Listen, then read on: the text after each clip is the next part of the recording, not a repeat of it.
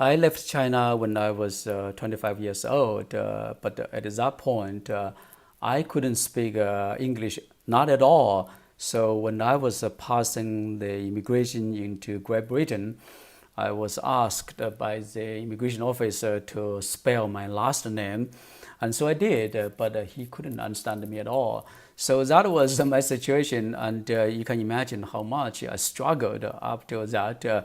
When I was in University of Cambridge, I couldn't understand the lectures, I couldn't understand people around me, and so I spent most of my time with other Chinese students. Anything I need help, I ask those Chinese students what happened, all in Chinese. And if I couldn't operate some equipment, I would ask my fellow Chinese students to help me. So it's pretty much I was functioning in a Chinese little society outside of the Cambridge's mainstream society. And fortunately, in those days in Cambridge, we were not required to take any classes. So we pretty much study doing research on our own. So therefore, I was able to survive that environment. Otherwise, I wouldn't be able to understand any lecture. I wouldn't be able to pass any exams in those days. Cambridge is indeed very unique, which really relies on the individual to do the in-depth research. Even in undergraduate level, one of my neighbor next door, we share the same floor. He was just occupying the next room. And he just graduated from high school, and so he was the freshman, the first year in the university studying history. And imagine how much I was shocked to learn that he didn't go to any lecture at all. So once a week he would go to his advisor, and then being assigned some books to read, and then report back what he reads and what whatever kind of reports need to be done. So that's how it works in Cambridge. So it's kind of amazing. Yeah, so it didn't help me with my English, but allow me to survive, to do my research in that kind of environment. So that is my situation. But then over the last 30 years, I really tried to improve my English a lot, but I can tell you my English didn't improve that much at all, not at all. So today I want to share with you guys how eventually I am able to improve to the point as now I can talk to you guys right in front of the camera and without any preparation, without any notes, without any rehearsal, anything like that. So this whole video is just a raw recording without any editing. And this is done by by purpose, because I want to share with you guys how it is like to speak in front of camera, and all the mistakes will be kept in this video, and so you know what is real instead of edited, and to make it better, so you know what is real now. So then in the next 30 some years, I came to the United States. So I worked as a professor, and then I got a job in other places. So then I have kids growing up speaking English. So you can imagine my English environment is totally perfect. We spoke English all the time for 20 or 30 years, but my English didn't improve that much at all. My kids, yes, can understand me, but my coworkers who are not familiar with Chinese accent complained that they couldn't understand me at all. So I have to repeat myself multiple times often. So that was the situation, and but I didn't really have time to think much about it to improve my English, because when you are young and all you think about is your career, the work you need to do, you don't really care that much about the English. As long as you can manage it, that's fine. So that was the situation. But then as I approached my 60 years old, I got more time and started thinking about why my English was so bad, why people couldn't understand me at all. And eventually I came to this realization, it's all because I was using the wrong part of my body. I was using the wrong muscle groups to speak English. So when I spoke English before, I was speaking English just like I would speak Chinese.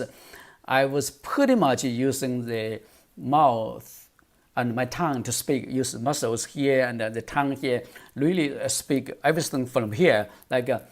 I don't think it is a very good idea. So, but now I realize that the native speakers don't do that at all. They don't use the muscle, the tongue muscle, to speak. The shape, the mouth, the lips, the tongue must be correct. The position must be correct. But those muscles are very, very soft. And then you just speak from the chest here. So put the tongue in the position, the lips in the position. Yeah, perfect. So you got to be there, but very, very soft. And now the muscle, the power comes from the chest here. So now your tongue is really, really soft. So you can therefore move them into positions, move the tongue into position, the lips into position really, really quickly. So that is how English should be spoken. So I realized this a few years ago. And then also, by the way, I had more time at that time in the last few years. My work is no longer my priority, so therefore I got more time. So I thought about, okay, let's do some experiment. Say if I can improve my English when I'm now so old, and also I don't have any English environment anymore. My kids all grown and they're gone, and I don't really go to office anymore. I don't interact with the society that much anymore. I'm totally live in an isolated environment, just this room, okay? So it's pretty much like any of you guys in China would have that kind of environment. You don't have a native speaker, you don't function in a kind of English environment. So now you are total in isolation. Now, how am I going to do that? So the way I found out is that my English actually improved a lot more in the last 5 years, 3 years, than in any other 3 or 5 years period previously. So it's just amazing that by this so-called 闭门造车, right? You have really kind of focused, isolated environment. Now you can focus on what you're doing. So that's a perfect environment for 闭门造车.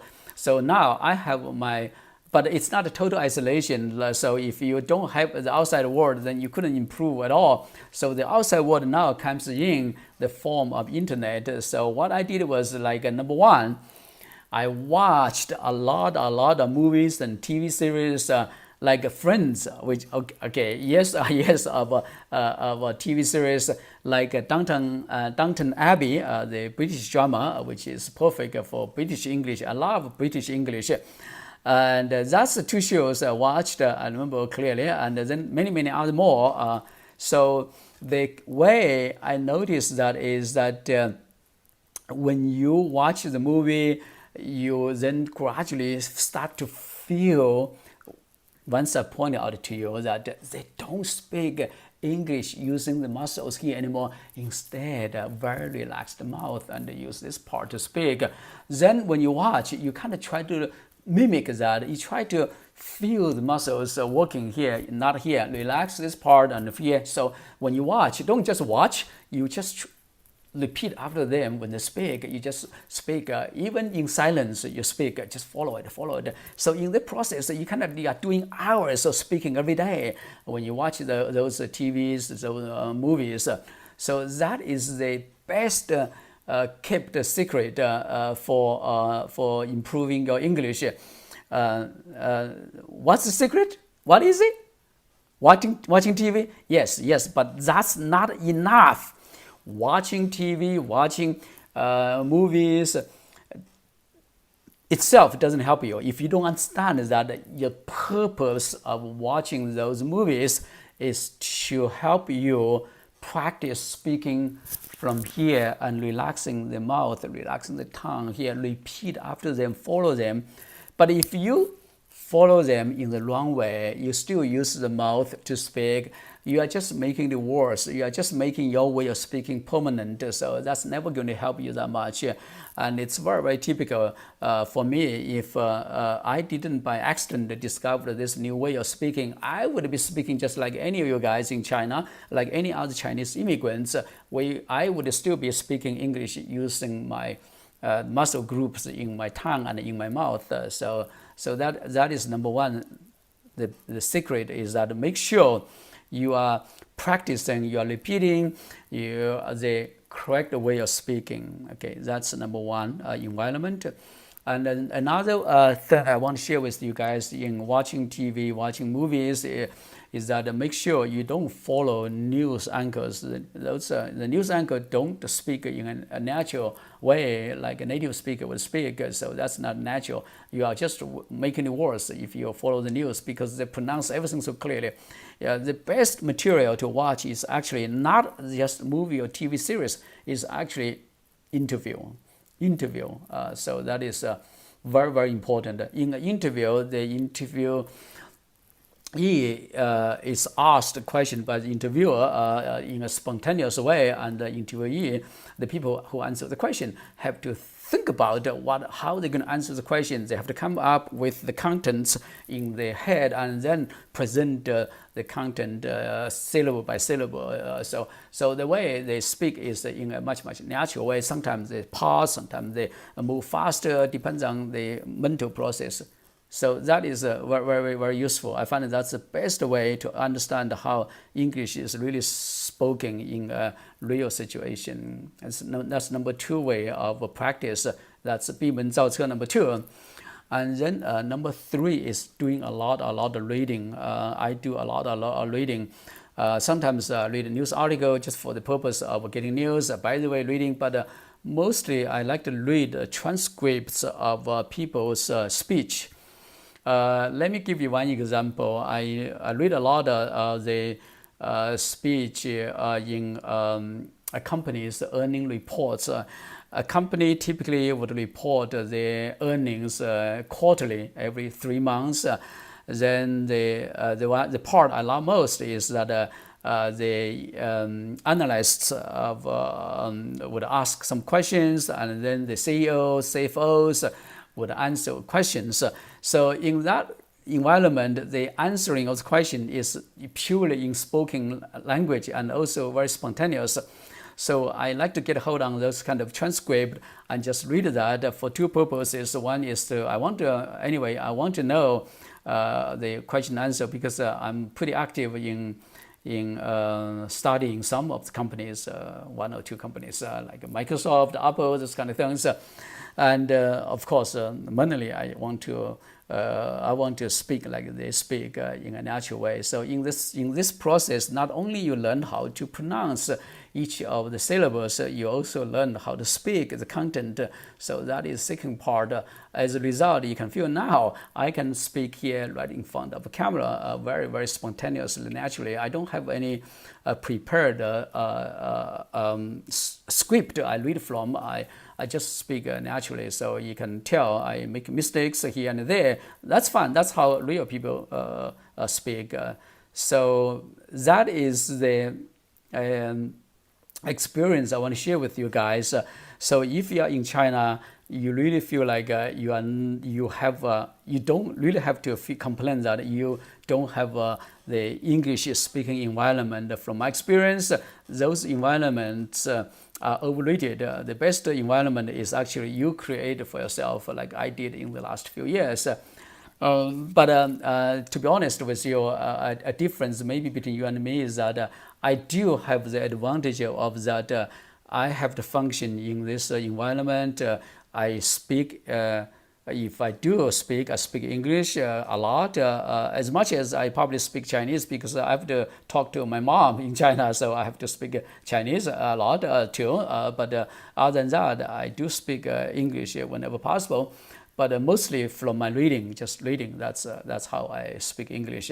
So therefore, you guys can do exactly the same. You can read it just as much as I do. The other one you don't have is that mentally I'm processing information in English, so therefore that's why I'm able to speak like this to you guys in English, because mentally I don't have a Chinese language to translate into English. That's the difference between you and me. But don't worry about that. As you do the things I told you guys to do more and more, and naturally you will learn, you will pick up how to present information in English, how to process information in English. But sometimes I do still do Chinese processing, like a multiplication table. I find that the Chinese memory is all in my mind. 7963 8972. So that's still pretty handy. I wouldn't be able to do that in English. Anyway, so that is all. The most important thing, guys, is that it doesn't really matter what kind of environment you're in, and if you don't understand that English is not spoken from the muscle groups in your mouth, in your tongue, then your English probably will never improve to the point it sounds like English. So you could hide it in all different kind of accent. You can do the Indian accent, you can do the Australian English, or whatever, Californian or New York accent. It doesn't matter how you hide it. Yeah, but it doesn't sound like English. So that's what I can share with you, because you never feel comfortable with that, and your tongue will never be able to move so smoothly and fluidly from different position to position, from shape to shape. So that's the key part of my message, you guys. Change the way you speak by using the muscle group in here, and relax the tongue and relax your mouth. So that is so much for now. If I learn something new, I will share with you guys in my next video. Thanks so much for watching. Bye bye.